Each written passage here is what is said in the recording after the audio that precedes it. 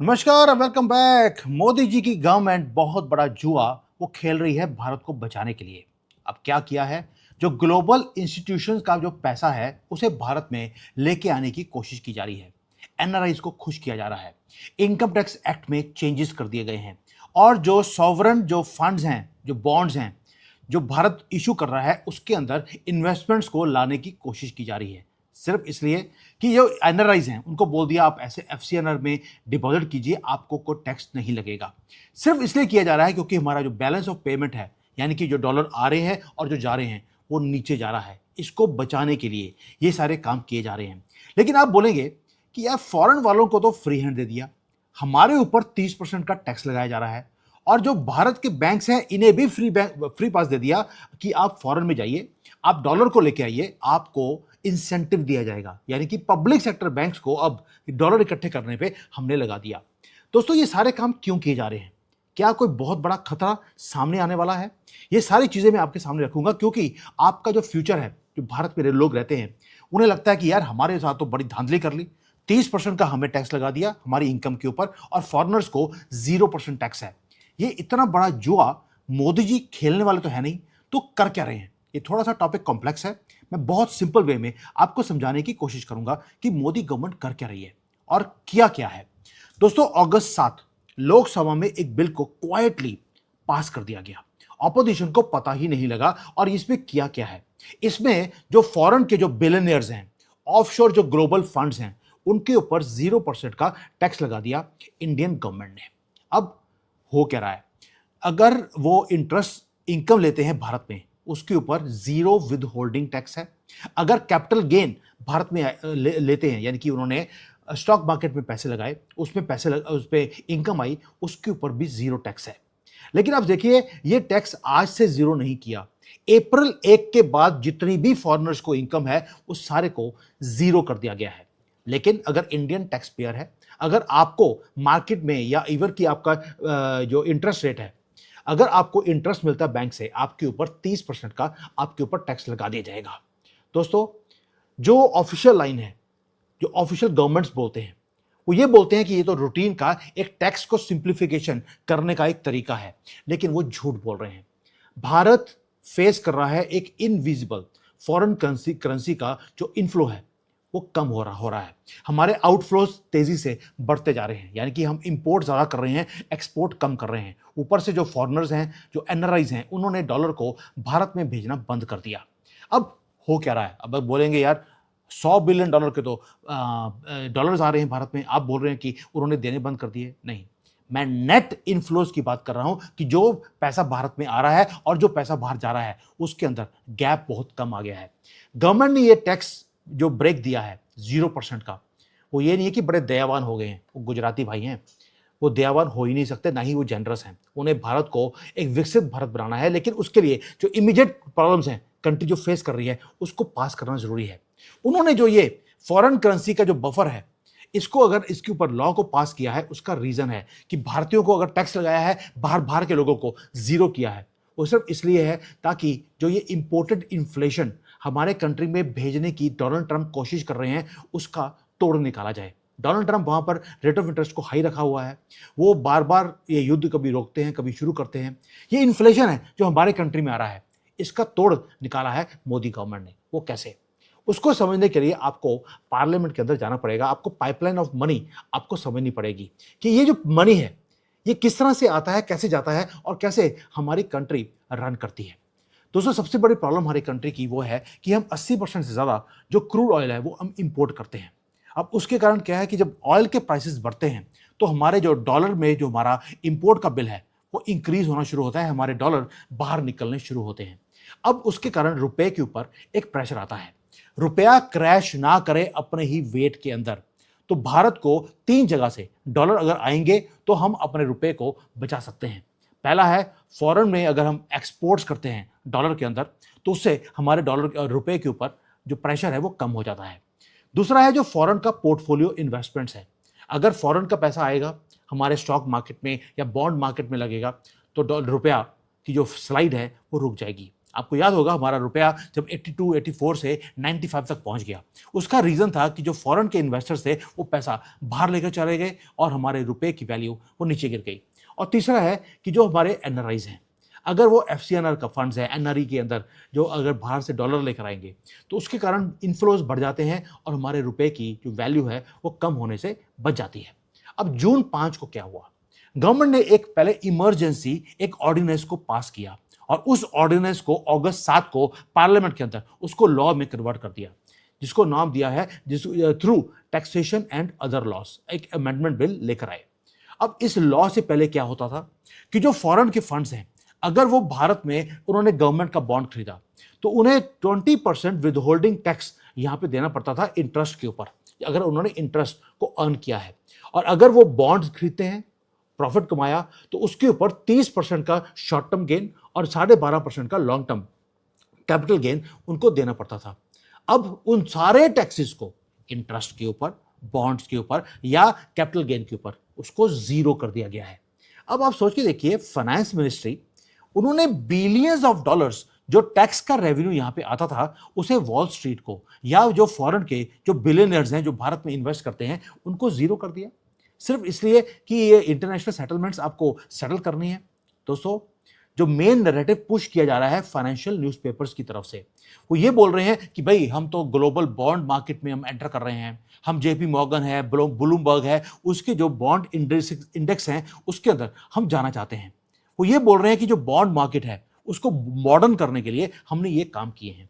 दोस्तों, लेकिन जो एक्चुअल है ये तो सिर्फ नैरेटिव है, लेकिन जो एक्चुअल चीजें हैं वो कुछ और हैं।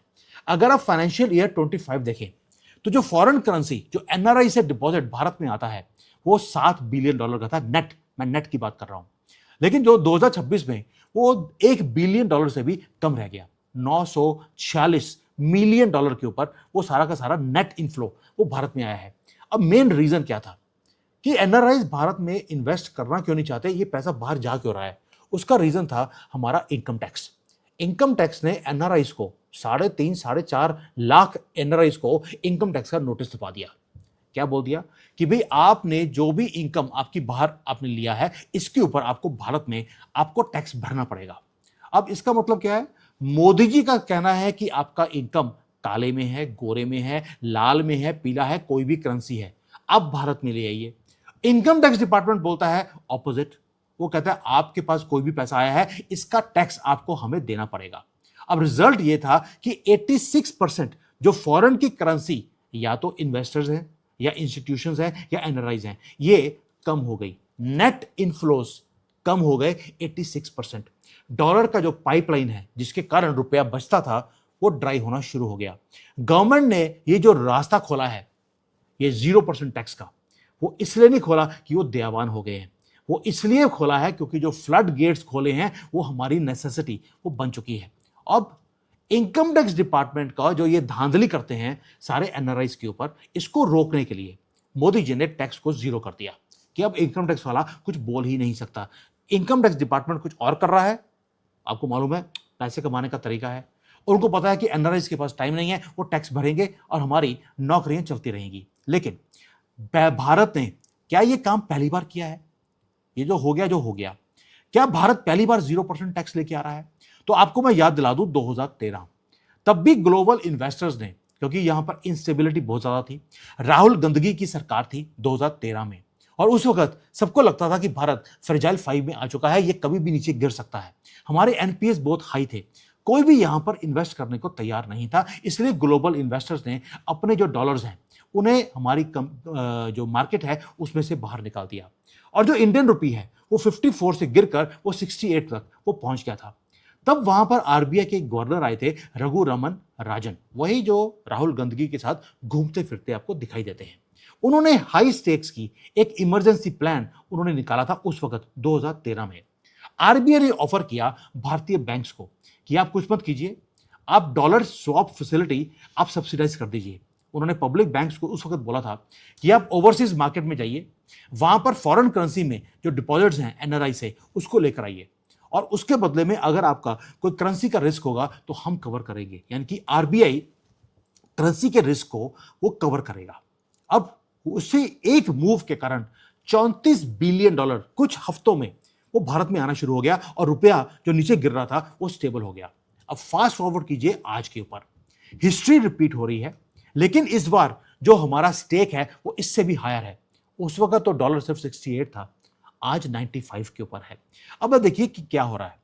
आपने एक तरफ तो अगस्त 7 को आपने टैक्सेशन का बिल आपने पास कर लिया, और उसके बाद अगस्त 17 और 18 ये 2 दिन ऐसे हैं जहां पर डिपार्टमेंट ऑफ फाइनेंशियल सर्विसेज वो कन्वीन कर रही है एक बहुत बड़ा मीटिंग, जहां पे पब्लिक सेक्टर बैंक्स का, जिसको बोलते हैं मैनहट्टन या मंथन, वो होने वाला है यहां पर।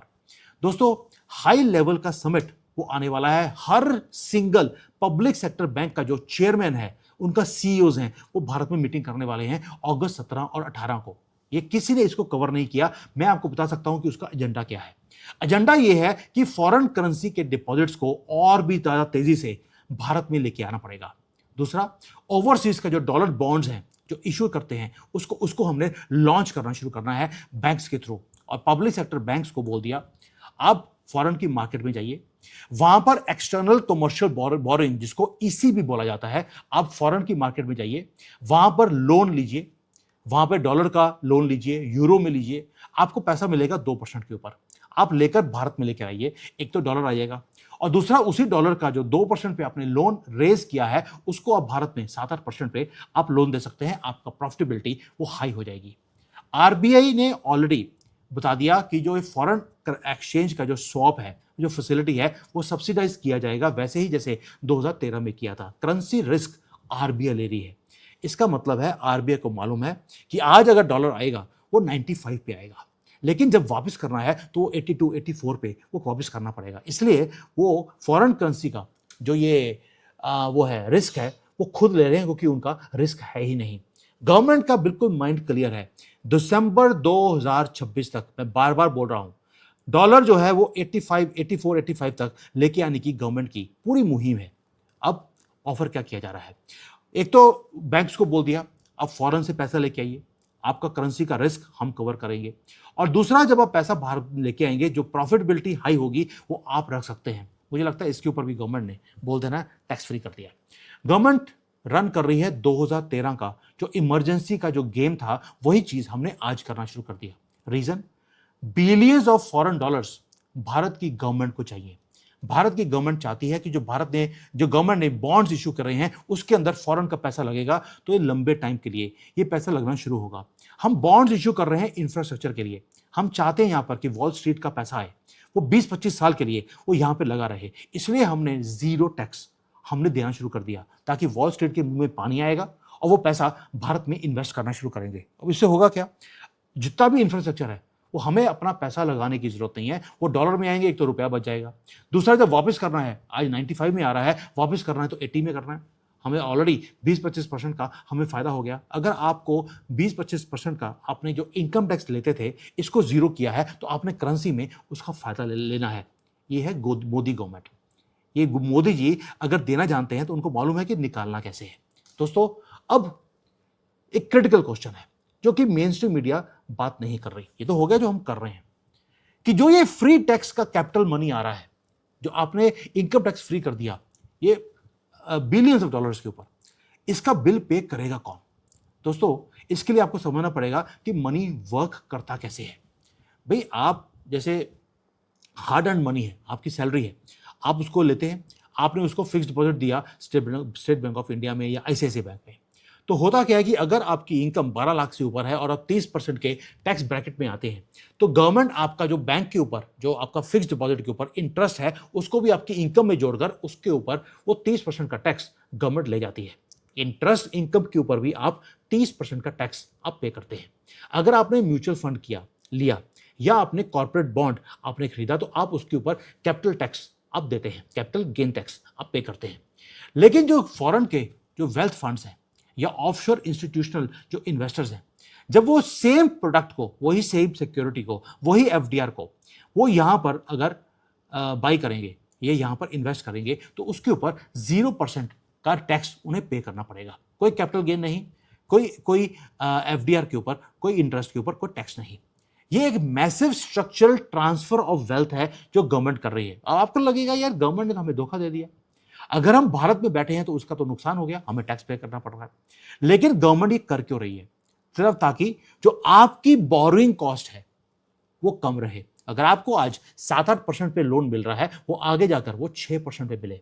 इसलिए गवर्नमेंट ने ये जो थोड़ा सा टैक्स है इसको छोड़ दिया, ताकि डोमेस्टिक इंटरेस्ट रेट्स इंक्रीज नहीं हो, और इसके लिए हमने ग्लोबल कैपिटल को हमने सब्सिडाइज कर दिया।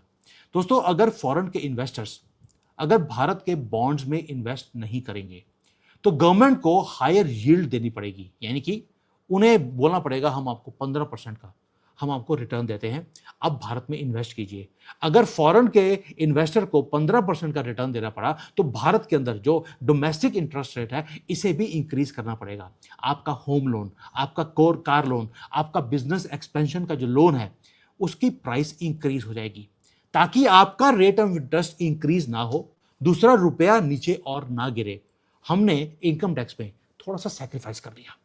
ये आपको बचाने के लिए काम किया जा रहा है, और रुपए को बचाने के लिए हमने ये काम किए हैं। हमने ये वेवर कोई मजबूरी में दिया है, हमने कोई दयावान होकर हमने ये काम नहीं किया। अब हर एनालिस्ट जो है इस वीडियो के बाद आप देखेंगे बहुत बड़े बड़े जो हमारे मेजर जनरल्स हैं वो भी इसके ऊपर बात करना शुरू कर देंगे, फाइनेंस के ऊपर।